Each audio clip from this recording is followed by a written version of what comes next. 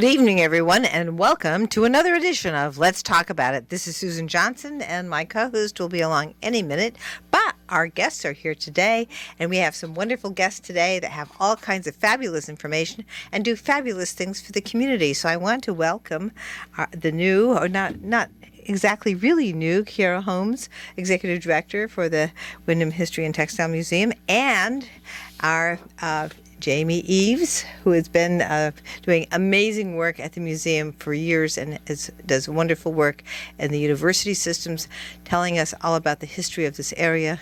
And so welcome to the show, both of you. So glad you're here. Thanks for having us. Yes, thank you, and it's always a pleasure.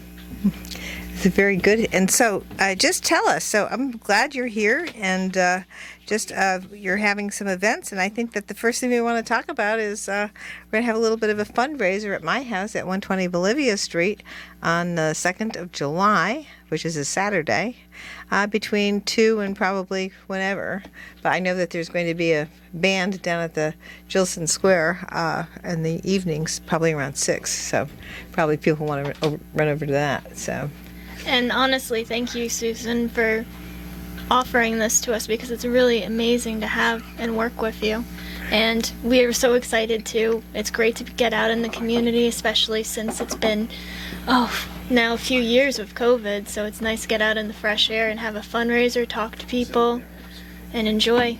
Yes. But you've also been doing amazing things at the museum. So one of the things that I can see that Jamie has been thinking about is Juneteenth and the history there. Well, Kira asked me to. All right, thank you. Great She's thing. got it in her notes here, too. To talk Okay, about. very good, but she's over there.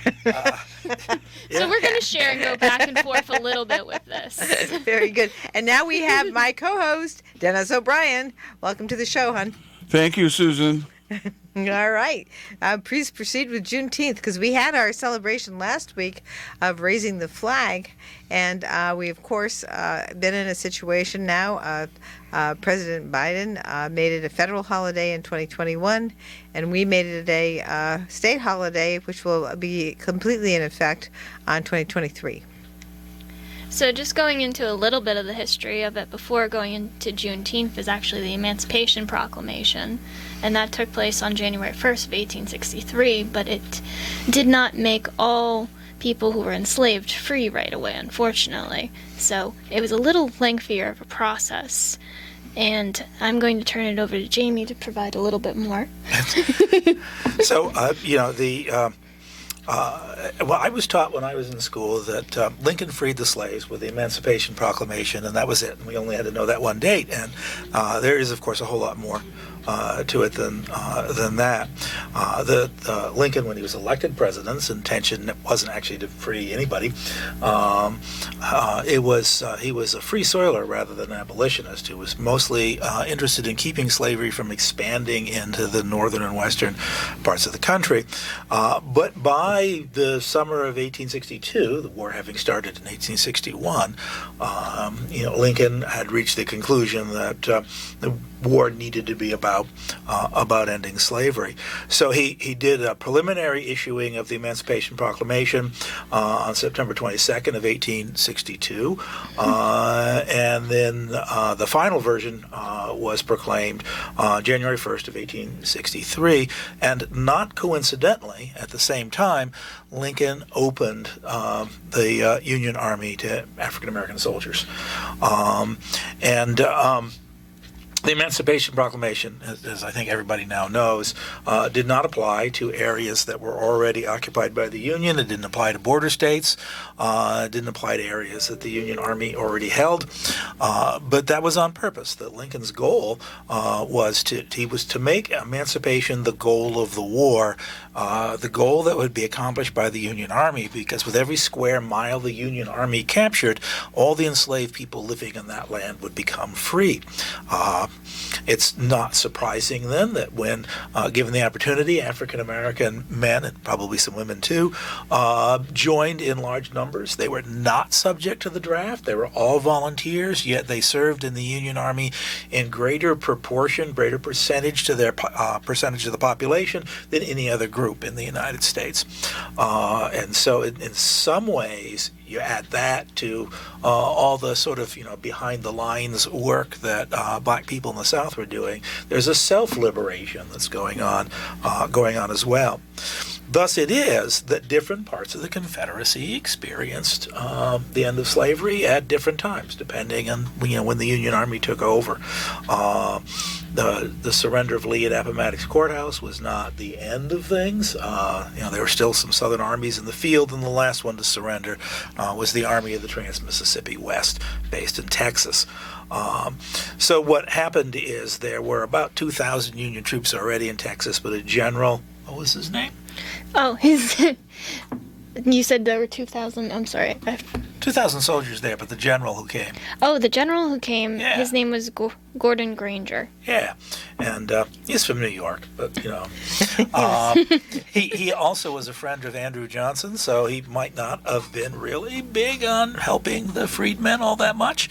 But orders is orders, and so upon landing at the port of Galveston, he issued General Order Number 3, which proclaimed freedom for all formerly enslaved people in Texas. But this happened in different parts of the South, and so you were telling me the next year there was a big celebration Yes. in Texas? Yep, so the next year in 1866, what happened is they had a Jubilee Day, and they held that on June 19th. And they did this essentially to celebrate the emancipation, and then later on in 1979, actually Texas was the first state to make Juneteenth an official holiday. So Yeah. So different jubilees in different states and different places and different times. And then, of course, the 13th Amendment of the Constitution, because the Emancipation Proclamation was a wartime order issued by Lincoln using his emergency commander-in-chief powers, and with the war over with, that becomes a dead letter. So it was necessary for Congress to amend the Constitution. So the 13th Amendment went into effect on December 6 of 1865, and there were still 2 states that had slavery on that date, the 2 border states of Delaware and Kentucky. And I did not know this, but I found out that other border states, Missouri, Tennessee, Maryland, and West Virginia, had outlawed slavery during the Civil War. I didn't know that they had done that. There was that. And I guess there were still issues involving Oklahoma as well, because I think the Choctaws still held slaves in Oklahoma, which was not a state yet. It was still a territory. So it's emancipation was a gradual thing that happened in a series of steps. But Juneteenth is a good day to be acknowledging all of those steps that happened historically. I got interested. Were there any Union soldiers from Willimantic in Texas at the time? So I had known that the 29th Connecticut Volunteer Infantry, the Black Regiment, the Colored Regiment, had been sent to Texas at the end of the war. And I was wondering, were they there? It turns out, no. They arrived in Texas on July 3rd, so they missed it. However, there was also an attempt to create another black regiment in Connecticut, the 30th Connecticut Volunteer Infantry. There weren't enough people, and it only halfway filled up, so it got combined with federal troops and became the 31st United States Colored Infantry. And they were in Texas by May, and there was at least one soldier from Willimantic who was in the 31st, James Buck, who was Wow. mid-teens at the time. He was pretty young, but he would have been there. Now, was he in Galveston? Probably not, but he was in Texas when all of that happened. It'd be really, neat to be able to create some sort of a local connection to show that maybe there were some soldiers from Willimantic who might have been there when the proclamation was issued. I also wonder if he lied about his age in order to get into the infantry. I don't think they were really collecting that information at Not the then? time. Okay. Especially then, at the end of the war, I think they'll Yeah. take whoever. Anybody. Any age. I've seen the actual documentation on black troops from Connecticut. Yep. They had to fill out, or have somebody fill out for them, a half-page form, basically. And the information on it makes it very clear that whoever was collecting the information was not going into any depth. It reported every single black soldier as having black eyes. And, of course, they would have had brown eyes. And, it's just somebody just wrote that down. Right. And so they didn't have good information about their ages and stuff on these things. Wasn't that also kind of how black people were recorded in terms of their when they were taking a census? They didn't really go into much detail about black people to the same degree that they did white people. That had been true since the very first census in 1790. Yeah. Where actually, in 1790 they recorded the name of every head of household. Black heads of households did not always get recorded, even if they were free. So I was looking at the census for Norwich, which is, I think, more than Norwich. I think it was New London County generally. And essentially the census taker recorded free black people as Negro, first name. That was it. Yep. So there isn't as much data. So researching early black families is not as much information as there are on white families. Mm-hmm. That's what I think that you had been on the show before and had said that, and I remembered what you said. I listened to you. I'm pleased. Also, what I've noticed too is even we do an immigration, a unit for a field trip, and we do these historic passports, and there's people from Sicily or Italy, and it actually records essentially what their skin color is, and sometimes they'll say even from Italy brown, and that's not going to be actually accurate. It's just, again, a classification that they had at that time. Right. Very good. So that is something that I'm very pleased that we've done. I think that it's going to help people understand the country and how it started, and the how we created what we have today. And I think that when we get into the depths and the details of Juneteenth and our system of government, maybe it'll lead us to changing some of the things that are, I think, now very counterproductive, and we're probably required to actually negotiate the North and the South together when they created the Constitution, like the Electoral College. Those kinds of things, the two senators for each state, and then the population-based representation in the House. But I think that, when you take a look at how we've developed since then, there's a less representation for larger population areas, and there's also a kind of a distortion now of the kind of thing. The country's much bigger, and the populations are, very, very different. So I think that as we understand what we have for a system of government and how it occurred, that maybe there'll be a way to make some adjustments in things like the Electoral College and how many senators we have. Might take some time, given the situation we have right now. Well, but I think that a lot of people really weren't thinking too much about those details. And I think that we're going to take more of a look at the details when you figure, it's 130 million or so on the Republican side of the Senate, the United States Senate, and then the balance is 200 million or so on the Democratic side. So there's a lot of people not being balanced in terms of representation. I had an opportunity just a few weeks ago to read Kit Collier's last book. Christopher Collier, our former state historian, passed away a few years ago. It's called All Politics is Local is the name of the book, and it's about the ratification of the Constitution, which was his area of specialty. And one of the things he talks about is what assumptions were behind two senators for every state, and why would Connecticut end up supporting that, which it did. And part of the assumption was that population was always going to be related to land area because everybody was going to be a farmer. So the more land area you had, the more your population would be. So states with very small populations like Georgia were all in favor of representation by population because they figured they'd get the population. And it was the little states, the more urbanized states like Connecticut, who were like, no, we don't want to have it by population because in the future we're not going to have that population. So it's the kind of the states that now, like the Senate, didn't, and the ones who now don't did. As a digression, since I'm here, I'm going to say something. I met Chris Collier. Oh. He testified as an expert witness in a case I handled with a couple of other lawyers that involved the city of Bridgeport and this general assistance program, which used to be a program run by the towns to provide assistance to needy people. And the beginning of the slippery slope that ended that program, it was in Bridgeport when Mayor Ganem was in his first term before he went to prison. And they reduced the benefits for general assistance. They limited them by time.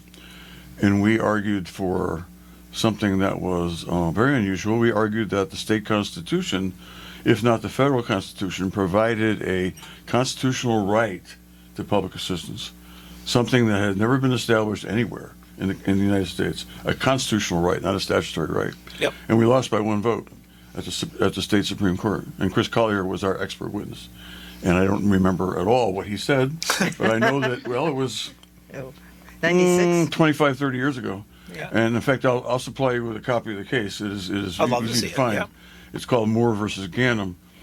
And Chris Collier was our expert witness, and the decision of the court is quite lengthy, and it's very interesting. But we felt that if we had won that case, it would be a dramatic victory for needy people, you know, to establish a constitutional right to public assistance. Yeah. A lot of people thought there was one, but there isn't. There's a right to being treated fairly, equal protection-wise, if you're receiving benefits in relation to somebody else who's receiving benefits, but not to, you know, get over the threshold of receiving benefits yourself. And ultimately, that program was eliminated by the state. Well, you know what, Dennis? I'm so glad that you have mentioned that, because that's something I'm working on at the Capitol, trying to make sure that we try and recover that law in some way, the state assisted general assistance or general assistance through town aid, because one of the reasons we have the homeless population we have today is because of the end of that program. And that was because of Roland and Ganem, the two criminals, a criminal from Bridgeport and the criminal Ultimately. governor. They were both criminals, and they have both served time in prison. And they are the ones that have caused this homeless problem that we have in the state of Connecticut, because we did have resources to keep people in their homes and better laws at that point in time. And so now here we are, 25 years later or so, and we're in a situation where we have this problem that emanated from that fight between Ganem and Roland. I don't know if this is historically correct, but that's a good point, because I recall that after the general assistance program was eliminated, where somebody could go to their town hall and get assistance, and sometimes it was hard. I remember suing the town of Somers because they never had implemented a system, and that first selectman who testified on the stand to my examination of him indicated that he had never, ever given anybody any help, and he didn't know anything at all about general assistance. And you know, and he was an older man, had been first selectman for quite a while, but there was a system and it was eliminated. And you know what? The homelessness problem seemed to have gotten a lot worse since then. You're right. Yes. Because I don't remember homelessness being a super big problem back in the early days of my career in legal aid, which started in 1972. Right. It started to grow a little bit in the 80s, but in this state, it really blossomed when Roland became the governor, and this particular program and the temporary assistance for needy families program was put into effect by Roland by limiting access to the program. After 21 months, there was no more. It was a lifetime limit. So, and that was something that was allowed by the waiver program. So we have that as well. So we have now families and single people homeless because of Republican bad will. Okay, we should get back to the agenda that has been put together by I Kira can't help myself. and Jamie. But I had my digression. Certainly, and I But appreciated it. It's I thought Jamie and Kira would appreciate the fact that I actually spent a good amount of time with Chris Collier, several years, probably 30 years ago. He was one of my professors when I was at Is that right? UConn. Yep. He was at UConn. Yep. Yeah. Interesting guy. Yeah. I never got to meet him, but I would have loved to. Yeah, me too. Anyway, It was a little before your time. so this has been wonderful talking about the talking about Juneteenth because it's something that's really come up and present, and it also is something that I think is going to help us understand. Every year we're going to hear more things about more history about how these things occurred and how our government works, so because we still will have the First Amendment. Moving on, I know that you're doing something about the on June 1st. Oh, this is June. We're already down here past. We're going down to June 26th, and you're having something about Rochambeau and his army east of the river. Yes, so Michael Westerfield actually is going to be coming in to lecture at Dugan Hall on June 26th, and it's to discuss essentially all the different places he actually viewed during COVID. So he spent the last year actually visiting and photographing the entire route east of the river and collecting the stories associated with each location. For the June 10th, 1781 French army of about 6,000 under the Count Rochambeau, when he left his quarters in Newport, Rhode Island, and began a 680-mile march of Yorktown, Virginia. So I think this is going to be really fascinating to see essentially the pictures compared to the historic essentially legacy. You're going to see the real-time pictures of this, and it's going to be for our members $12. For non-members it's going to be $15, and that's going to be in Dugan Hall at 2 p.m. And Jamie, is there anything you might want to add? You've seen Michael Westerfield talk before. He's a very good speaker. He's very thoughtful. He is very well organized, and he does good historical research. You know, the book he wrote on the poorhouses was really good. So I'm looking forward to hearing what he has to say about this. And I notice he's got maps, so I'm excited. He's got the French military maps. So cool. You know, he's always teased me about the fact that I have never read his book on the poorhouses. But we have it. You do? I do. I had no idea. It's buried among all those other books we have. They're there, but not very well organized because it's hard for me to find a book. Whenever it's on my whenever I have all of a sudden something comes up and I want to find a book, I can't find it, and that's my fault. Well, I'm sure. I'm looking for some books myself. But anyway, I'm glad to know that because I've got to read it because Yes. Mike has been every time Mike put something about it on Facebook and I respond, he said, "Have you read it yet?" And I would have. I'm sure I would have read it prior to doing that case that we did in Bridgeport, but I don't think it was published until after that case. Oh, it's after that case. Yeah, I think so. Oh, Yeah, yes. this is only a few years ago. Yeah, it's very relatively recent. few. Yeah, less than 30, less than 25. Yeah. But I mean, something that would have been, if I was in legal aid, it would have been right up my alley. Who knows? We might have asked Mr. Westerfield to be another expert witness in the case.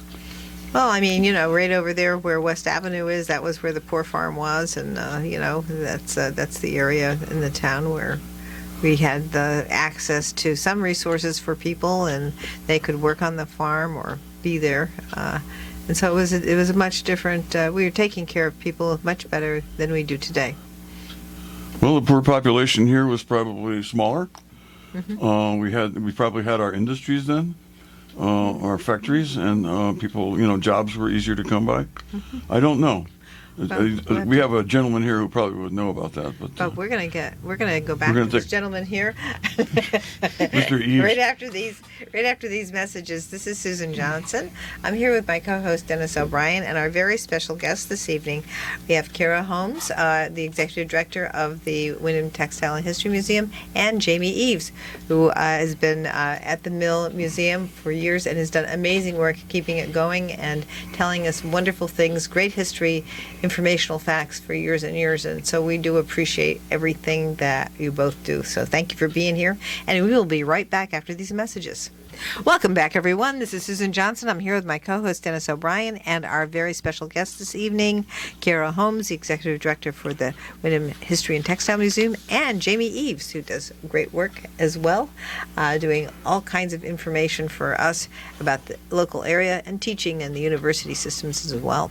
Welcome back, everybody. And we were just talking about the General Assistance Program and the poor farms, and I think we wanted to move on to some other things that Current people were events doing. at the museum. Yes. So one that's actually just tomorrow is our drop-in spinning bee. I'm not sure if you guys have met Peggy Church before, but she is our master weaver, and she's been doing the drop-in spinning bee from 10 a.m. to 1 p.m. the fourth Saturday of the month, which happens to be tomorrow, and that's going to be in the Dugan Hall.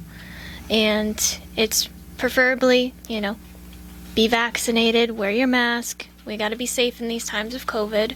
But she has been doing them consistently, as well as not on this list because it's already going on. We've been doing our weaving studio program again, and we're in the second round of doing the weaving studio. So we're really excited to see that back up and running, because textiles and showing people how they work and getting to talk and network and socialize is all very important and part of the tradition. Very good. What time is that, Kira? So that's from 10 a.m. to 1 p.m. tomorrow, June 25th. In Dugan Hall? Yep, Dugan Hall. Would that be in the upper or lower? That's the upper, so that's Okay. on Union Street Oh side. yeah, that's a nice hall actually. Are you still using that for meetings and things? We do use it for meetings and things. We do use it for events. We still have kids programs there too. We have other events like, I don't know if you remember last year, but Jamie's retirement party. Yes.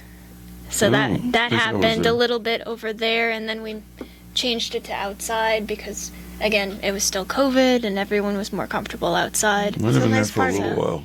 At the end, It was I great. think I showed up very late. Great. Sorry, But well, Not a problem. it's over. The more the merrier. Always. That's right. Doesn't matter what time you show up, as long as you're there. That's all right. that counts. Perfection is not, essential. Very good. It's nice, but doesn't happen very often. all right. So then we're going to just add to your little list here, and then we're going to say we're having a get-together fundraiser at Dennis and Susan's house on the 2nd of July, starting at 2 o'clock in the afternoon, and it's a potluck, so bring a dish to share, and we'll be glad to have you there, and give a little contributions to our Wyndham History and Textile Museum. It'd be great.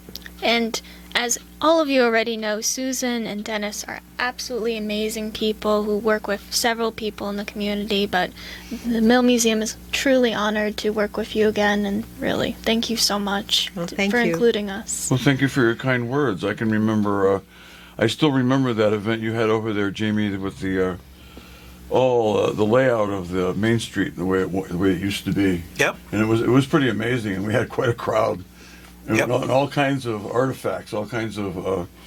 There were yearbooks that went back, Wyndham High School yearbooks that went back forever, and they were placed on the fireplace, the huge fireplace we have. And I remember somebody who's well known to you, Bill Powers, Yeah. came by, and he looked at. There was a picture of a Wyndham High football game, and Bill was playing for Manchester, and Bill was in the picture, and it was quite incredible. It was in the Wyndham High yearbook with Bill Powers running with the football. Yeah. Amazing. So that was a great day. That was wow. That was a really well attended event, and I hope we can do the same on Yes. was it next It's next Saturday. next Saturday? So it's a week from tomorrow. Yes. Well, we need to plug it big time. Yeah, I mean, well, we that's need why to get the we're word doing out. that, and they're going to provide a flyer and email, and we're going to email and. Okay, it's time to Yeah. do it. Yeah. Yes. Weekend events Rock and is roll. about Rock as and late roll. as you want to wait. Yeah. Yes. Okay, Well, so it's also perfect with it being July 4th right around the corner, too. yeah, So, there's not- also a concert I think at the Shibu stage starting at 6. So people can come to the event at our house for the museum, and it's also a block party because there's going to be lots of people there, I think. Yep. And then head off to the concert. And the concert's a real good one. I think it's the Coast Guard Band. Wow. Yeah. Yeah. Cool. Something you didn't know? I did not. Come on! I thought you knew it. I thought you had it all down. That's a Well, great it's thing. 6 o'clock, and fortunately, I think is plenty of time. Yeah. We start at 2, and some people drift in early, and that 4 hours is a good long time. Yeah. So people can swim if they'd like, but usually if there's kids there, usually the kids will swim, and I The don't know. adults will watch. Yes. Yeah, We have a they lifeguard. dominate the pool. Well, we have a lifeguard for that too. That's right, we do. Yeah. We have to have. That's essential. That's part of the deal. That's yeah. right. Yeah. So it's yeah. going to be a great July 2nd Willimantic evening, so you don't want to miss out on it. Right. Whole right. day. Yeah. Yeah. The from the 2 to 4 at Dennis and Sue's house, 120 Bolivia Street, and then the band over at Gilson Square. And then we 6 get a o'clock. day off on Sunday. Yeah. Right? Sunday's a day of rest. Yeah. And then on Monday's the Boombox We'll Parade. be boombox marching. Yeah.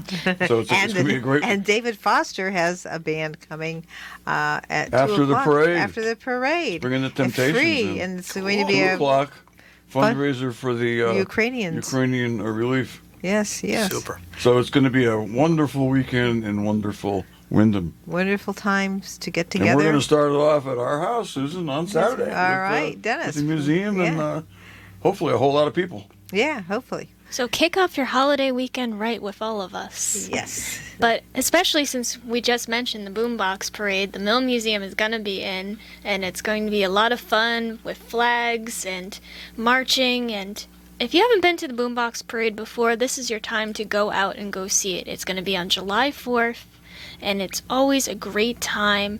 You see a lot of wonderful people in town, and you also get to learn about a lot of different organizations.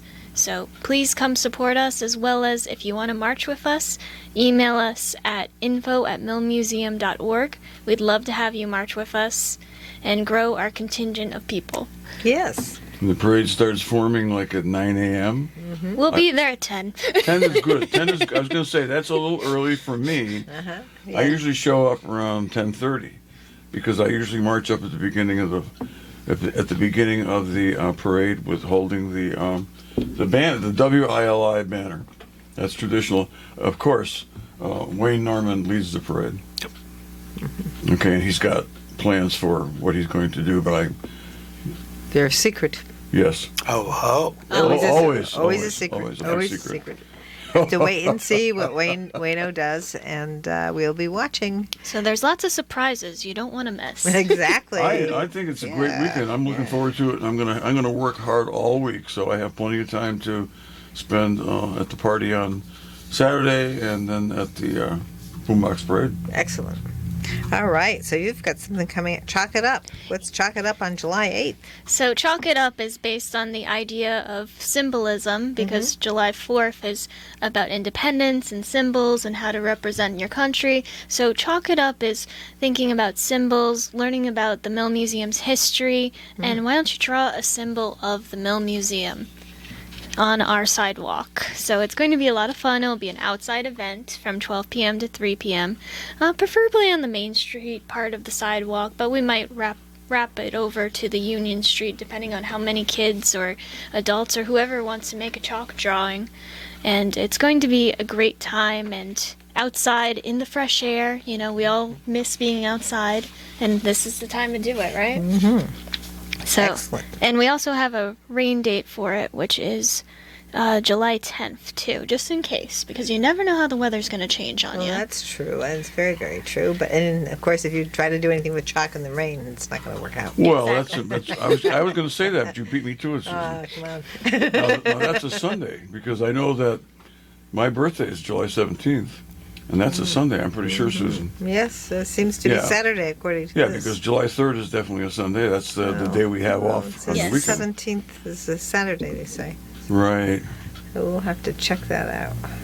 So, But anyway, you've got something before that on the 16th. You're going to, Dagmar is going to talk about her trip when she was in Denmark, huh? So Dagmar went to Denmark, and she's going to do a lecture with us at Dugan Hall, and we're really excited to have her back. I'm not sure if anyone went to her Iceland lecture last year, but it was amazing. It was out in our parking lot. We had a screen and everything because, again, COVID numbers, we were a little concerned. Sure. But this time we're going to do it inside. We're going to open the windows, and it's going to be a great event. It is free, but please donate towards the Mill Museum. It's going to be a fun event for everybody, and of course you're going to learn about the country, once home to the Vikings, and now a nation of cyclists. that's what I read in Yes, your materials. That's interesting. Yes, very interesting. It's great that they've been able to put their place together like that and make so many opportunities for cycling, and I think that's very, very good. Of course, it's we're so big and spread out that it's hard for us to try and do that, in every community, but that's a great thing. So I'll be looking forward to hearing about that for sure. Yeah, just hearing about Dagmar and her trips to Iceland and Denmark. We haven't been away for quite a while, Susan. That's right, And I Dennis. certainly love to travel. Me too. We've been to Boston recently, No, and we I've did. been to St. Louis. But those were baseball trips. Nevertheless, they In my were. old age, Jamie, I did go out to St. Louis to see the Cardinals play a couple of games with my son. Cool. First time in the new Busch Stadium, which is not that new, but it's new to me. Yep. And we did do some Fenway Park last weekend when the Cardinals came. I saw that on Facebook. And was it, did Waka pitch? Yes. Yeah. We So saw the former Waka. Cardinal pitching for the Red Sox. Excellent pitcher. He was, when he first came up with the Cardinals in 2013, he was unhittable. Big, tall guy with an incredible fastball and changeup, and he's got it back now. Yeah. He had several years where he was injured and couldn't pitch Yep. at all, and now I think he's what, along with Pivetta, another cast-off from the National League, is what's made the Red Sox a really outstanding team. And I think the Yankees better watch out in the postseason. I'm sure the Red Sox will make the postseason, and they even have a chance to catch the Yankees. I think not a great chance; they're quite far behind. Yep. But I think the wild card this year is going to be different. Here I am digressing into baseball. But Who doesn't like baseball, though? who brought up Michael Waka? I still call him Waka Jawaka from the album by Frank Zappa. Ah. And it kind of had a nice ring to it. And baseball is fun. And this year's wild card is a 2 out of 3 series, which is great for those that make it instead of going out in one game. Anyway, yes. So we did travel stateside a little bit, but it was mostly me. This year was my base. I got it out of my system, so Cool. I'm all set. Glad It you was had a fun. good time.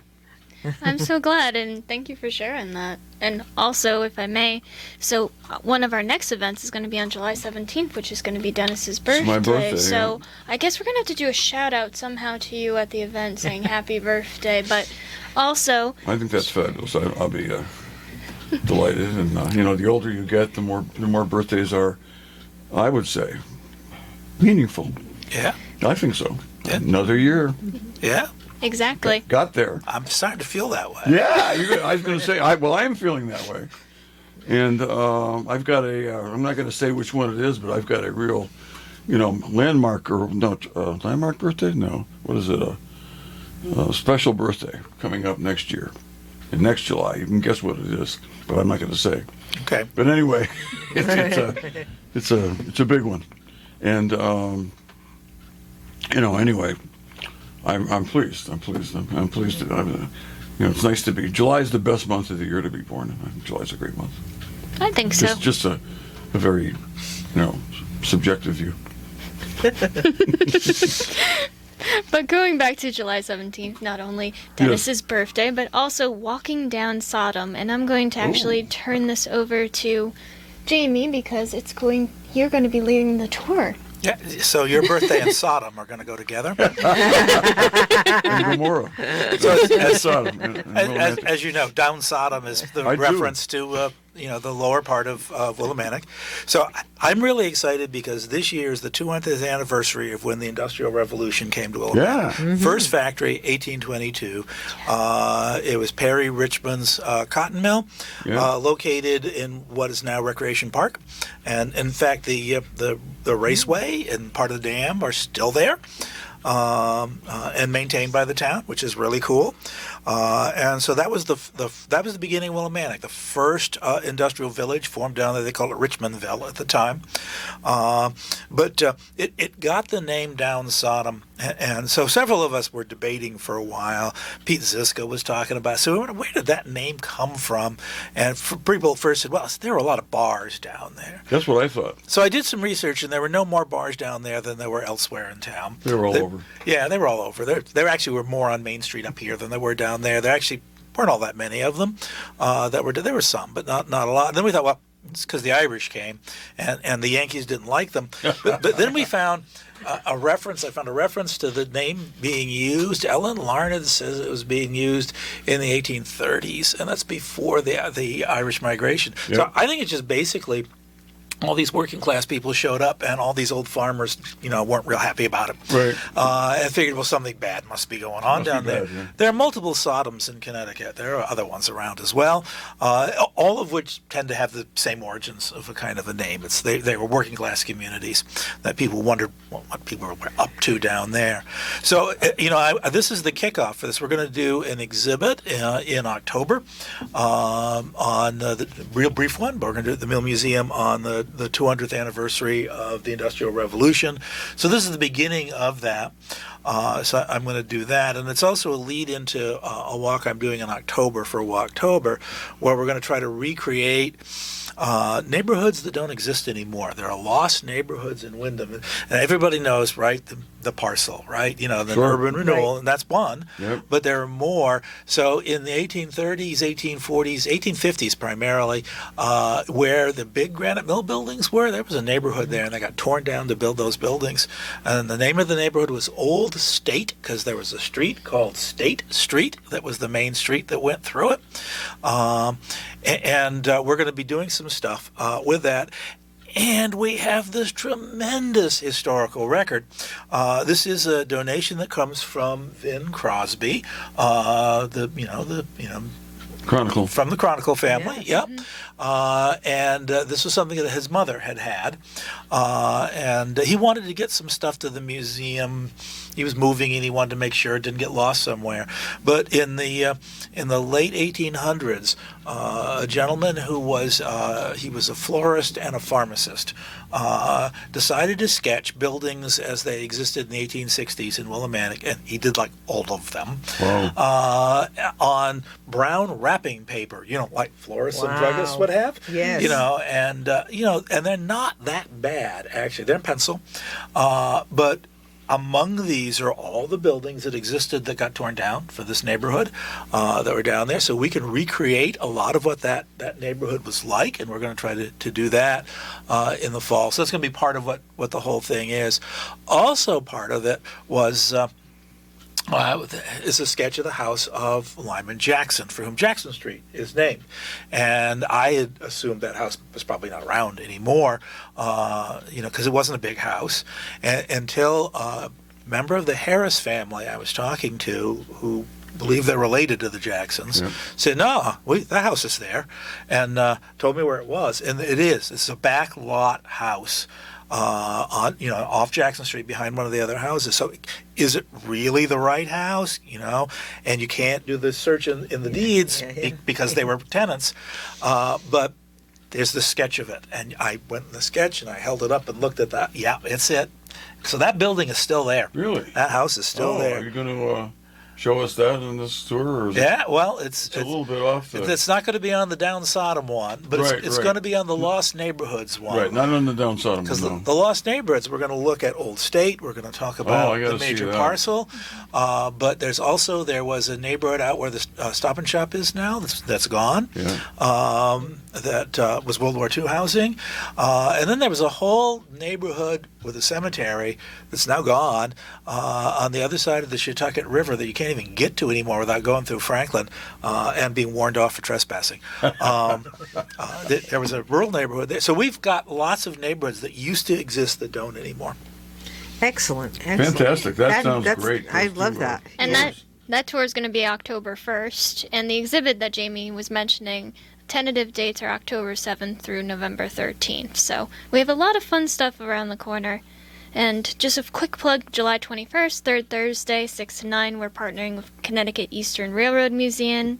And then another drop-in spinning bee, Saturday, July 23rd at Dugan Hall. And a quilt exhibit this summer, right? Yep, we're going to have a quilt exhibit this summer, and that's going to be approximately August 5th through September 25th. And then going back to why we were bringing up Juneteenth is we are actually going to have an exhibit in 2023 that's going to approach African Americans. And say the title, Jamie. It's going to be called Here All Along, and it's African Americans in eastern or northeastern Connecticut. And the earlier history to show that there's been African American presence here, not starting with the Great Migration in the 19 teens, but way earlier than that, back to the 1600s, Right. and to tell that story. So that's the story we're going to tell in Wow. 2023. That's Very gonna be ambitious great. program, and it's a very good thing for the people of the town of Wyndham and the whole area to participate in this. This is planning on being there for most of these, if not all of them. Well, we'd love to have you, Dennis, and you too, Susan. Well, thank and you. also just thank you in general for letting us be on your program. Thank you to the town. Thank you to our board, fellow staff at the Mill Museum, all our members and supporters, and everybody. We can't do this without you guys. Well, you bring the community together with your information, and it all helps us understand who we are. And so thank you so much for being here today. People listen to the show; they want to hear the guests, and that's what makes our show. That's why we've been on for almost 20 years on Let's Talk About It. Thank you, Jamie. Thank you, Kara. And thank you, Susan. And we're going to be back next week with another great show. All right, Dennis. Unless we're preempted by the Red Sox. But we're going to try not to be. I don't think so. You don't think so? No. Wayne will warn me. Oh. Okay. And thank you, Matt. All right, Rupar, Matt for the Rupar. great job you Woo-hoo. always do making this happen for us.